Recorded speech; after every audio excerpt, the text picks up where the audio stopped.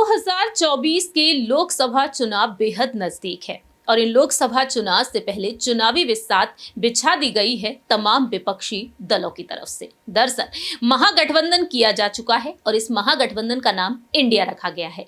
यानी कि 24 में इंडिया वर्सेस एनडीए देखने को मिलेगा। देखना दिलचस्प होगा कि आखिरकार जीत किसकी होगी, महागठबंधन या फिर बीजेपी खेमे की।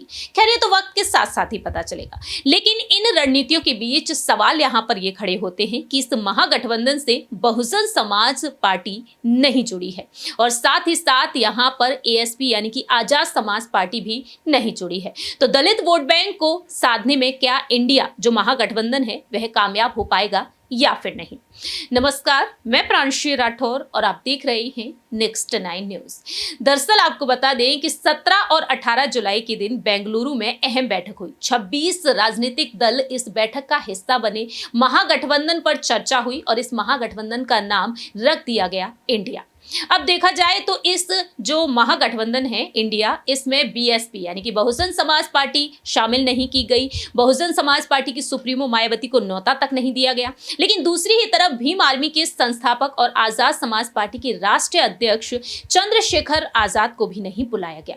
तो सवाल ये खड़े होते हैं, ना मायावती ना ही आजाद इस महागठबंधन में है, तो दलित वोट बैंक को संभालने में ये दोनों ही दल सबसे आगे हैं। तो क्या दलित वोट बैंक को संभाला जाएगा यहां पर कांग्रेस खेमे से, बाकी की राजनीतिक दलों से? यह बेहद बड़ा सवाल बनता है। ऐसे में यहां पर क्या वाकई में गठबंधन करने की जरूरत पड़ सकती है बीएसपी और एएसपी से? यह बेहद बड़ा सवाल उठता है। तो आपको यहाँ पर जानकारी देते हैं कि आखिरकार किस तरीके से यहाँ पर मायावती और आजाद के बिना यहाँ पर कुछ नेताओं ने अपनी बात रखी है। दरअसल आपको बता दें कि जो बैठक हुई, इस बैठक में मायावती और आजाद समाज पार्टी के राष्ट्रीय अध्यक्ष चंद्रशेखर आजाद की गैर मौजूदगी राजनीति पर सवाल रखने वालों को खल रही है। 2024 में यूपी में, खासकर वेस्ट यूपी में बिना दलितों के साथ चुनावी रण में कामयाबी हासिल करना मुश्किल ही नहीं बल्कि नामुमकिन माना जा रहा है। दलितों को साधने की कोशिश हर चुनाव में सभी सियासी दल करते हैं। भारतीय जनता पार्टी को काफी वक्त से यहां पर अभियान चलाते हुए देखा गया है और वह इस वोट बैंक को साधने की पूरी कोशिश करती हुई नजर आई है। दलितों का एक बड़ा वर्ग बीजेपी के साथ चला गया। बीएसपी दलितों को साथ कर नहीं रख पाई, तो ऐसे में दलितों को जोड़कर रखने के लिए मायावती और यहां पर चंद्रशेखर आजाद ने अपनी रणनीतियों में बदलाव भी किए।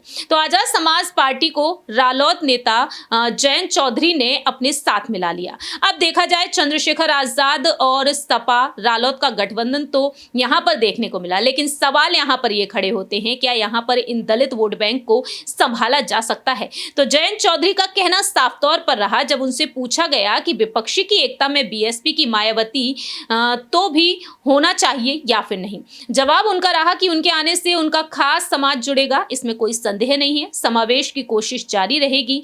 वहीं चंद्रशेखर आजाद को लेकर यहां पर कहना रहा कि दलितों को साथ लेकर ही जन विरोधी नीति वाली बीजेपी को हटाया जा सकता है। दलित अब 80 के दशक की तरह पीछे चलने वाला नहीं है, अब हक के लिए साथ खड़े होकर आगे बढ़ने वाला है, इसलिए हिस्सेदारी देनी होगी।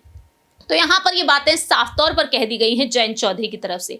अब देखने वाली बात ये होगी कि सपा के साथ तो पहले से ही चंद्रशेखर आजाद जुड़े हुए हैं, लेकिन चंद्रशेखर आजाद बार बार यहाँ पर मायावती की तारीफ करते हैं कि वह माँ के समान है, उनका आशीर्वाद उनके साथ हमेशा ही रहेगा और उनसे वह सीखते हुए आगे बढ़ेंगे। लेकिन उनका कहना ये भी रहा कि कभी ना कभी, किसी ना किसी पल तो वह कहेंगी ये मेरा बेटा है और यही पार्टी संभालेगा।